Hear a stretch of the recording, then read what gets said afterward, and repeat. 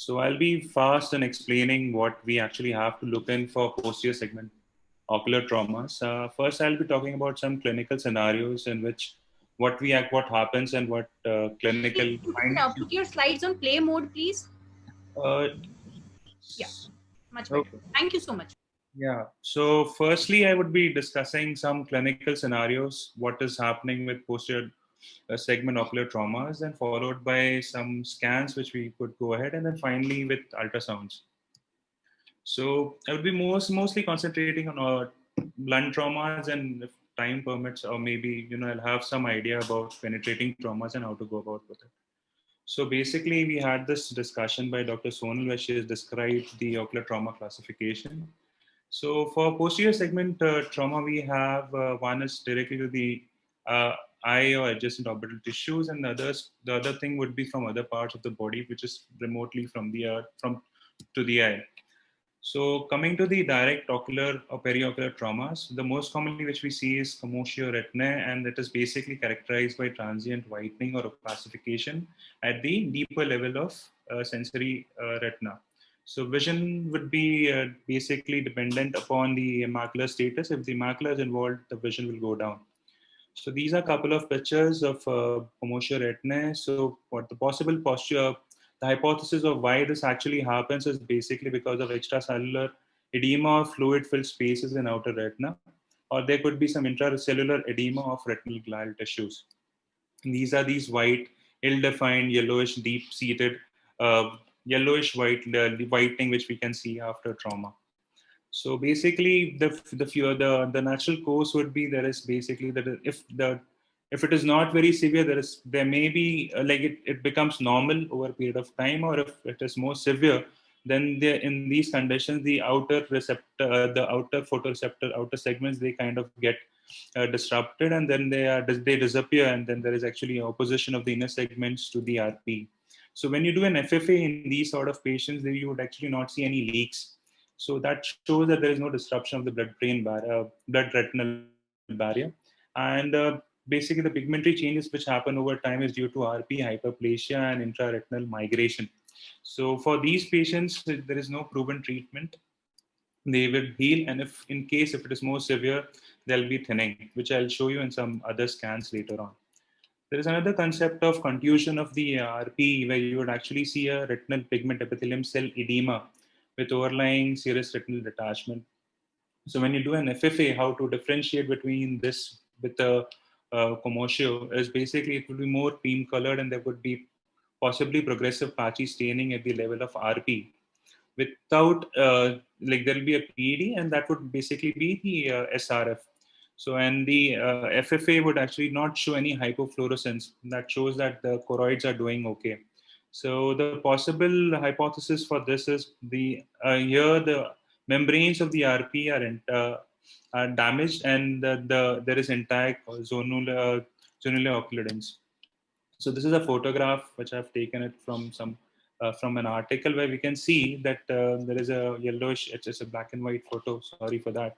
So, but the FFA is actually showing there is a staining of the late staining in FFA, and late leak could possibly be seen. There is again no treatment, and again it heals well.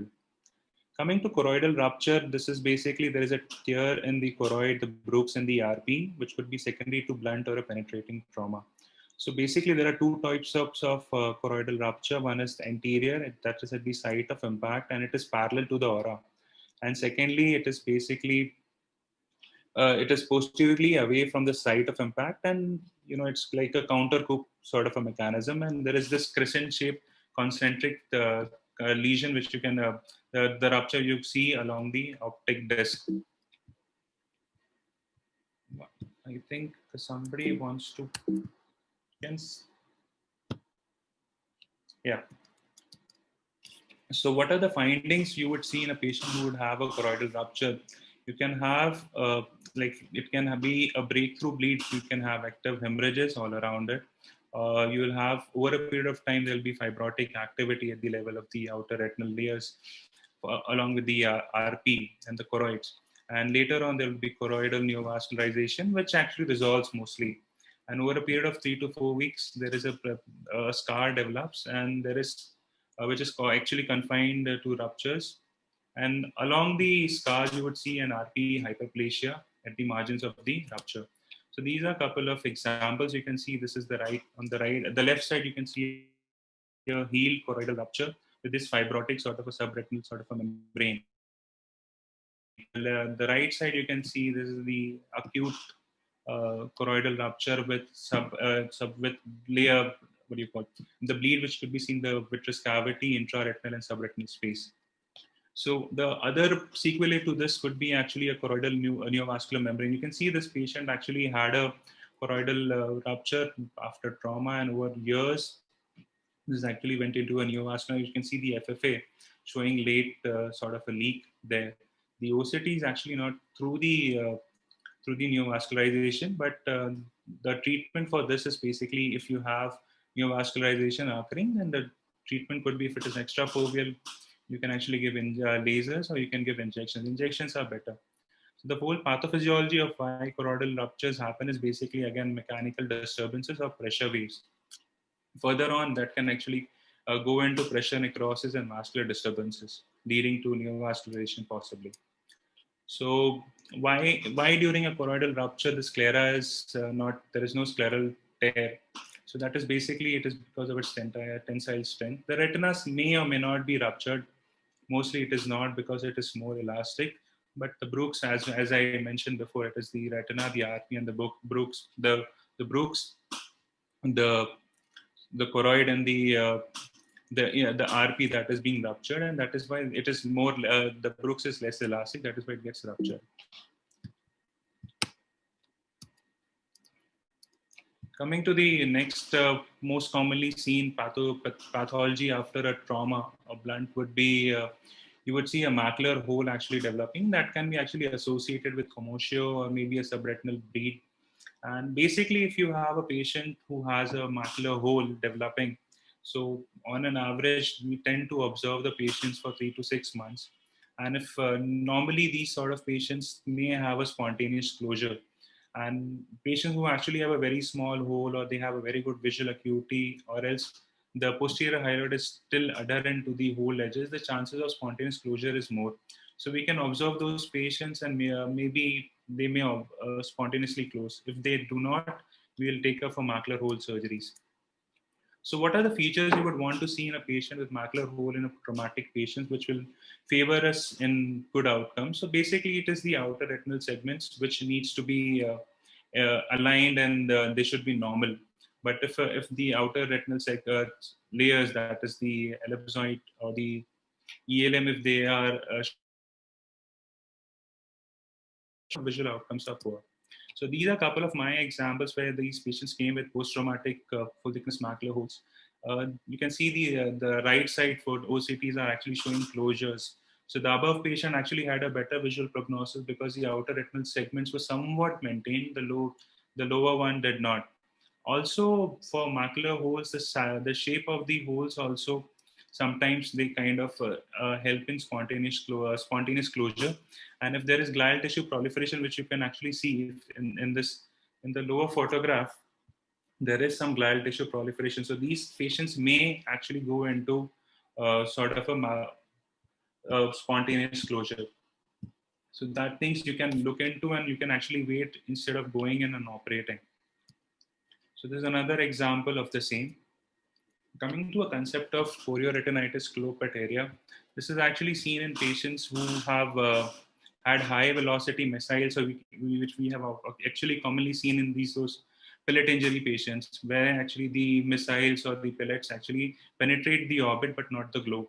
And because of this force of the missile, the adjacent structures, they kind of have this concussion type of non-penetrating injury, and that leads to rupturing of the choroid and the retina. So they are basically two types. That is the area which is actually adjacent to the missile or the pellet that causes this concussive force. And again, what we discussed before was this countercoup sort of a mechanism of shock waves where the macula is actually involved. So if you have a very severe degree of force which is actually happening, then both the areas could possibly be involved.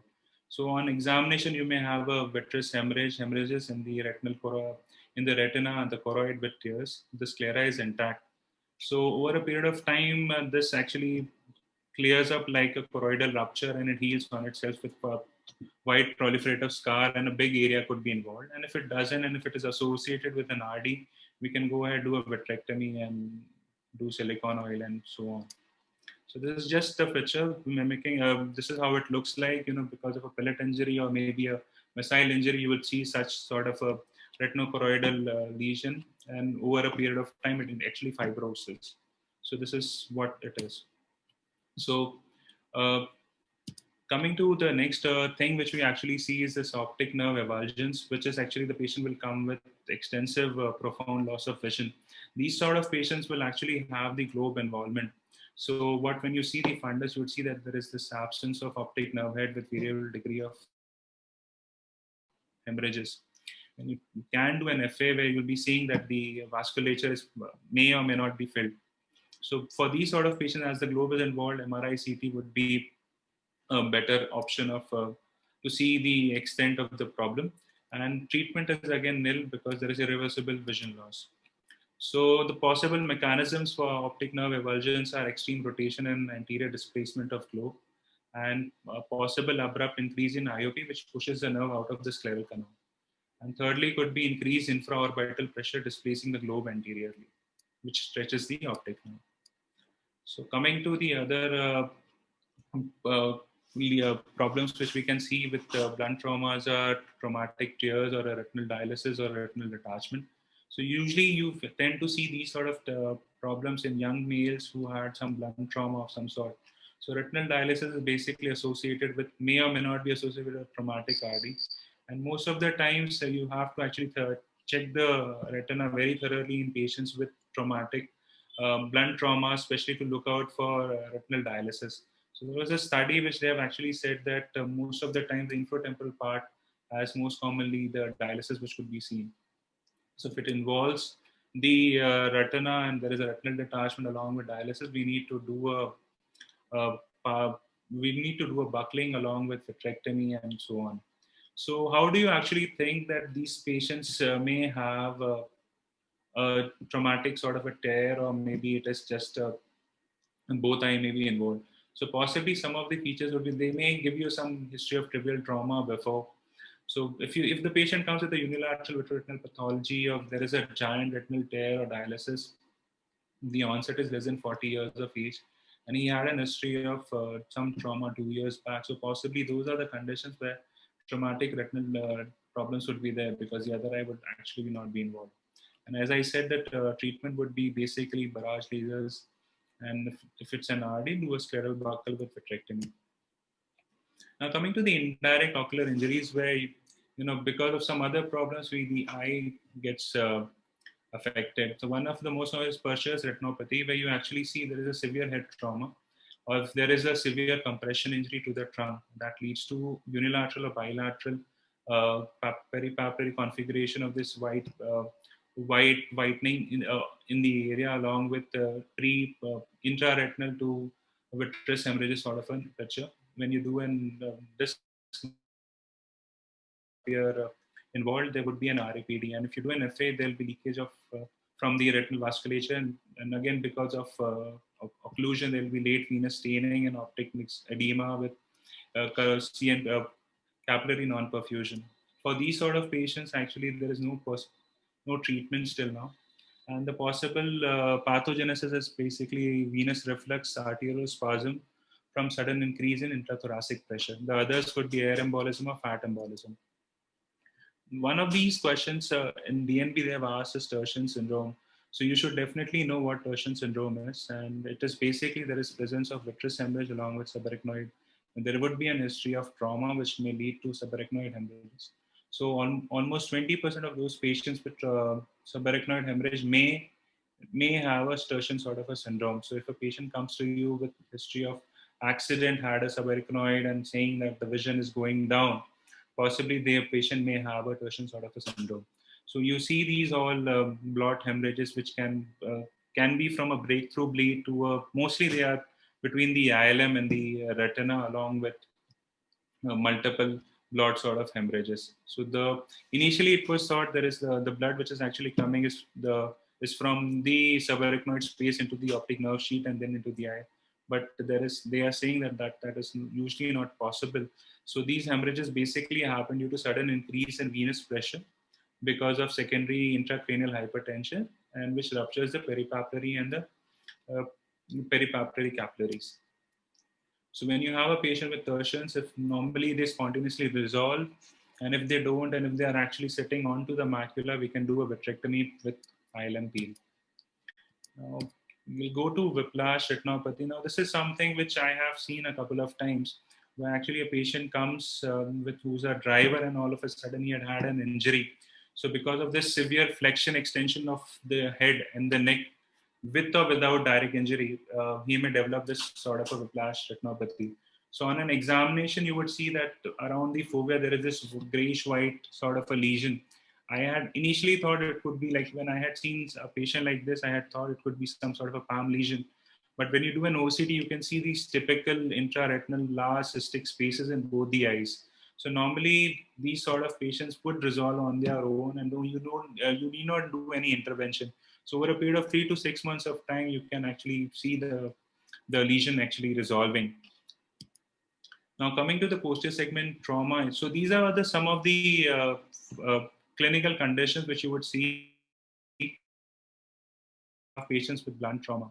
So coming to posterior segment trauma imaging, which we would be discussing, would be fundus autofluorescence and optic OCT, and followed by ultrasound. So basically, autofluorescence is basically derived from the lipofuscin of the RP, and normally when you do an FA autofluorescence, you see this homogeneous pattern. But if there is decreased fluorescence, that is suggesting that there is impairment of the photoreceptors of the RP. So when you see so now I'll be talking about commotio and then followed by choroidal and subretinal heme. So this is how you can actually, if you have a patient who had an history of commotio or maybe had an history of trauma, and you want to see how it actually looks and how severe it is, you can do an autofluorescence. It's non-invasive, and you will be quick to understand the changes which is happening at the layer of the outer retinal layer, in the outer retina and the RP. So basically, as we had discussed before, if there is severity in commotio retinae pathogenesis, the RP will actually have atrophy with discoloration and pigment clumping. And these things can be picked up easily on autofluorescence. They'll show, as we had discussed, they'll show extensive autofluorescence with alternate punctiform hyperfluorescent sort of lesions. Coming to choroidal ruptures, again, it will show like the first photograph which we are seeing here, initially it would show like a hypofluorescent sort of a line, but over a period of time, it changes to hyperfluorescent ring, which can be seen surrounding this hypofluorescent line.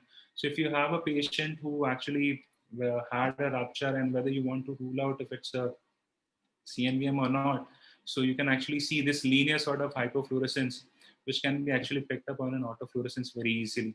And over a period of time, you will see this hyperfluorescent ring surrounding the same. This is another example for it. Now coming to if there is a bleed which is present. So a recent subretinal sort of a bleed would look like a hypoautofluorescence. But with time and there is degradation of the RBCs, the blood actually, you can see the blood actually turning from red to yellow. So what we are seeing on an autofluorescence is the same, where, initially if it is involved, you'll see a hypoautofluorescence. But once that clears up, you'll see an intense hyper autofluorescence which could be seen. So what we can actually pick up from the autofluorescence is the extent of subretinal bleed, and really tell the patient what the prognosis would be. Coming to the OCT part for the commotio, you'll see that the outer retinal segments are basically the outer retinal layers are basically involved with the choriocapillary complexes, and that will show thinning with increased reflectivity, and over a period of time they will kind of collapse with they'll be like disrupted, and there will be a scar formation which can be seen in this sort of a patient from over a period of time. So another thing for choroidal ruptures, you would see that when you do an OCT for choroidal ruptures, you see that the location of the rupture would be traced by the choriocapillaries at the RP complex, that is not there in that, and there is an elevation or there is a thickening of these with increased reflectivity, which could be seen over time. You can see these three sort of patients where there is a choroidal rupture and the outer retinal layers are not, they are disrupted, and there is this hyperreflectivity seen over a period of time. So Awaneesh, if I might interrupt you for just a second, there are a lot of first and second years over here. With your mouse, can you point to what is a choroidal rupture? I think a lot of them will not be able to understand that as well. yeah, Just with the mouse, if you point it, that will be good for you. Yeah. So now you can see this is actually, this is, if I'll try to zoom in. See, the one thing which we are actually seeing is this post-traumatic couple of hyper like localized linear sort of lesions. So when you do an OCT through that, you can see that the outer retinal layer is disrupted, and over a period of time you can actually make out that the disruption has happened, plus there is these hyper reflective areas which is actually developing. So this is more of like a healed sort of a scar of a choroidal rupture. I think that would be enough, or should I go back to the previous photos? That's fine. That's fine. That's fine. So now, yeah. So after this, there is this another submacular. Awaneesh, full screen, please. Full screen. Full screen. You'll have to play. Yeah. So after this, what we need to know is about where the level of hemorrhages are. So I mean, if you can see how to actually differentiate from which sort of at what layer there is hemorrhage. One is vitreous hemorrhage is very clear. So if you, I'll just go back a few slides to discuss so that since we have, yeah. So when you have a what do you call a sub-ILM or subhyaloid sort of a bleed, that is actually boat shaped. You can see in this sort of a picture where actually the heme is actually present here, and it is more of like it's rounded and it is more straightened. So, and if you see the blood vessels which are present around it, they are basically subretinal. It is below this sort of a clot. So, and this is actually again, and if you see more closely, then there are some hemorrhages where the vessels are going above these clots. So if you have something like this, which is more boat shaped and above the blood vessels, that is an subilum or a subilum sort of a bleed, or maybe could be a subhyaloid. It could be subhyaloid or could be a subilum. And if you have if you see the blood vessels going above it, it could be an intraretinal to subretinal sort of a bleed. The intraretinal would be more confined, the subretinal would be more diffuse sort of a thing. So coming down, so if you have a bleed like this, where there is a subretinal sort of a hemorrhage, now it is very difficult, but if you can actually make out the blood vessels actually going above this clot, so it is a subretinal sort of a bleed, which is actually very nicely picked up on an OCT. So you can see the amount of clot which is there, and these sort of patients may require early intervention, because if you have a bleed which is subretinal below the fovea over a period of time, the vision would not improve because there will be extensive disruptions. So for these sort of patients, we would want to do, give an injection of anti-VEGF plus minus do a pneumatic displacement, so that the blood is actually pushed away from the fovea. Sometimes people just do a pneumatic displacement for these patients, or they may give an anti-VEGF along with this, so that once it is pushed away from the fovea, the visual recovery would be better. So this is another patient which had a bleed around the disc. So what are the clinical applications of an FAN OCT? Is like it will define the lesion better with the extent, and we can actually predict the prognosis and how early treatment would be required. And secondly, the metabolic activities of the RP cells, changes in outer retinal layers, that could be actually picked up. So we can actually do the intervention earlier for these sort of patients.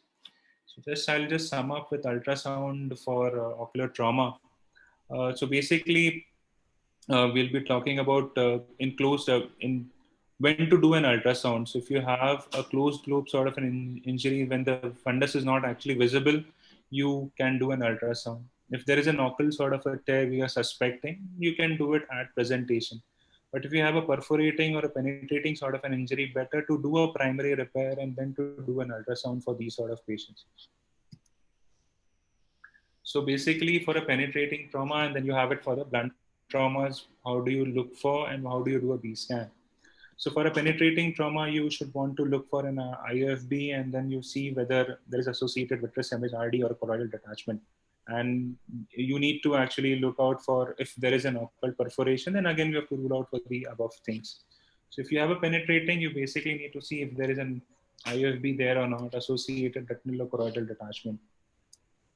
So basically for an IOFB, first before actually going into the how to what do you call that, what would you see in an IOFB, it would be more important that you should know what are the different parameters or how do you actually do an ultrasound. So basically ultrasound is done in three ways, that is axial, longitudinal, and transverse. So we'll go from transverse. Transverse is basically you do it parallel to the limbus, and you see around 6 clock hours of the retina, and that is from the posterior, like you have to start from the limbus and you have to go towards the periphery. So the amount of retina which you would see is from the posterior fold, and as you go towards the periphery, you would start seeing the aura. When you do a horizontal sort of a ultrasound, that is 1 clock hours of retina is seen, and that is actually perpendicular to the limbus, and the axial is actually like straight on onto the cornea, where you actually see the lens and then you can see the optic nerve head. So these are some things which you should know. So mostly for penetrating traumas and all, better to do it horizontally, that is longitudinal way, so that like 1 clock hours you are going and you are actually seeing the retina in a better way, instead of going for a what do you call more area involved and so on. So if you have a foreign body, basically what you would want to know, you would see is like they will have a very high equidense signals would be there, and followed by shadowing, which could be seen after the, you can see in this, basically you can see this hyper reflective hyper echoic sort of an echo would be there, and then the shadowing would be seen after that, and that would actually have an effect over here. But if it is very small, the shadowing may not be there. And secondly, whether you want to know whether this is a foreign body or not, you have to decrease the gain of your probe. So even in the least of the gains, you would see this hyper echoic sort of a shadow which is developing. So that is mostly in the metallic sort of a foreign body. Also, you can correlate with the A scan. As A scan, you can see as you see where this foreign body is, you can see there's a high spike or high reflectivity which could be seen on an A scan. So the other, if you have an foreign body in the AC, what we can do is basically you can use an immersion technique where you actually put you can use either an immersion technique where you can close the lids and you can have either a solution which is done, and we can actually make out if there is a presence of any foreign bodies in this sort of in the anterior chamber. Now, this is very tricky if you have a glass foreign body. Now, glass foreign bodies are basically like a sliver, like one side is smooth, other side is very sharp. So if when you're doing a scan, if that smoother side is actually hitting the waves, they will actually get reflected back. So what we assume is the size of the foreign body is very small. So this we have to be very careful as to see if it is suspected that there was a possible glass foreign body which has gone into the eye. So you have to do that accordingly. So just want to show a couple of foreign body. It's not a foreign body, but just post-traumatic subluxation. It's a dislocation of the lens, and this is the IOL which is there present in the vitreous cavity. So this is two things. Now, one more thing which we need to understand is a patient has a history of penetrating trauma. So whether there is a posterior scleral rupture or not. So what we need to do is we have to see the vitreous hemorrhage and possible site of penetrating injury. And that would actually have a vitreous hemorrhage. Then that vitreous hemorrhage will have a tract. The hemorrhagic tract would be seen in the vitreous cavity. So we have to actually look out for this hemorrhagic tract, and possibly accordingly, we'll have to look out in the sclera if there is an occult posterior scleral rupture or not. So what we would see in that area would be there would be a disruption of the posterior scleral area. It's very difficult to find out, but definitely that would actually give us a clue whether this is actually a perforating sort of an injury, or it is limiting to the posterior only the if it's a penetrating or a perforating sort of an injury. And what we have to do is, like, sometimes we get a patient who had a vitreous hemorrhage, and over a period of time, we do a scan and the retina looks okay. So we have to do a serial, what do you call, ultrasounds, and you have to see for if there is a developing RD or a TRD in later stages. Uh, so one more thing which we normally come across with a trauma is an RD. So this is a picture of a patient who had a trauma and he had a corneal tear. Corneal tear repair was done, and on day one after the trauma, this ultrasound was done. The upper photo is that. You can see there is extensive mix sort of reflective echoes can be seen. There is a vitreous hemorrhage. Retina may not be involved. It's very difficult to make out. So subsequently, after 10 days, you can see that the vitreous hemorrhage is kind of getting organized and it is decreasing. And then you can see that the inferiorly you can make out a retinal detachment. So what we can actually see when on follow-ups is like if there is a TRD developing or any vitreous incarcerations which are there and seen after penetrating trauma. So because sometimes it happens like with there is a trauma, initially you may not have a retinal detachment, but over a period of time there could be these vitreous incarceration and they kind of pull the retina out, and that actually leads to development of these sort of RDs. So before that, how to actually differentiate between an RD and a PVD. So a couple of things. I think I have a slide for that. I'll show you in the next possible coming slides. The choroidal data, then one thing, which other thing which you need to know in a penetrating sort of a trauma, which we commonly come across is a hemorrhagic sort of CD. So how do you differentiate between a CD and an RD first? So CDs are basically away from the optic nerve. They are more confined, they are more flat and dome shaped, they are elevated. So once these are, and when you do a, what you call an A scan will show double spikes. So that is one clue for a choroidal detachment. And for hemorrhagic sort of CDs, you have to see this area where there will be intense echoes could be seen. So if you have a serous sort of a choroidal detachment, this area is hyper-reflective with these membranes present. But if you have these sort of areas, then it is like it's a more of a hemorrhagic CD.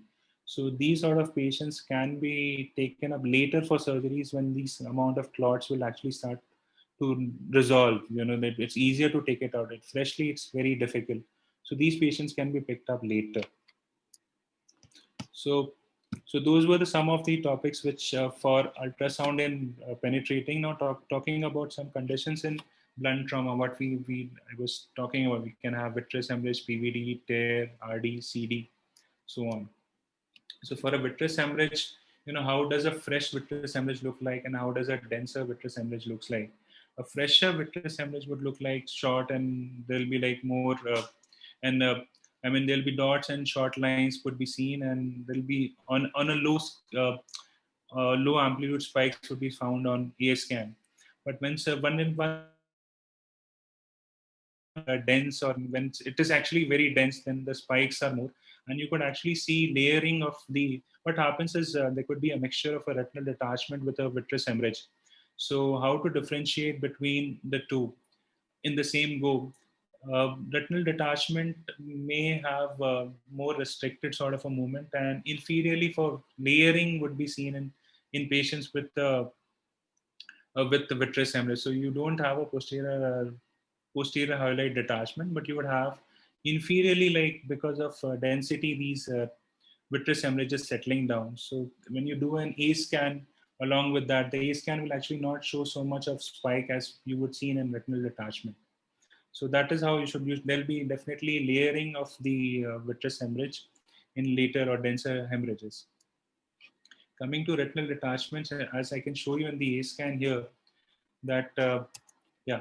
So once you do a scan in the vitreous, you would see when the retina is being touched, you can see this high spikes. The vitreous is usually clear. So if you have a vitreous hemorrhage, you may get some spikes, but it will not be as spike. It will not be as spiky as as this. So, and how to differentiate between a retinal detachment and a PVD? So, retinal detachment are more bright, and if you decrease the gain, even then these membranes would be seen. For a PVD, usually you don't tend to see these sort of spikes or these echoes on low gain. On a low gain, there'll be disappearances of the echos, but for a retinal detachment, they will be still persistent. Secondly, the after movements is what you need to see. For retinal detachment, the after movements are somewhat limited, but for a PVD, it is more extensive, which would actually differentiate between a PVD and a retinal detachment. So this is what I was talking about, a choroidal detachment with cirrus of fluid there. So if you have hyperreflectivity in these sort of areas, that is basically hemorrhagic. But if you don't have these, so this is a choroidal detachment with cirrus component into it. So Berlin's edema, coming to posterior scleral rupture, which I discussed before, you have to see for the integrity of the posterior choroid to see if there is any disruption which is happening, and that can actually give you a clue whether it is perforating sort of an injury or not. And avulsion of optic nerve will basically appear as a break in the sclera near the optic nerve. And long-standing cases will have proliferative membranes which may develop at the optic nerve. Okay. Yep. Thank you. I think that's it.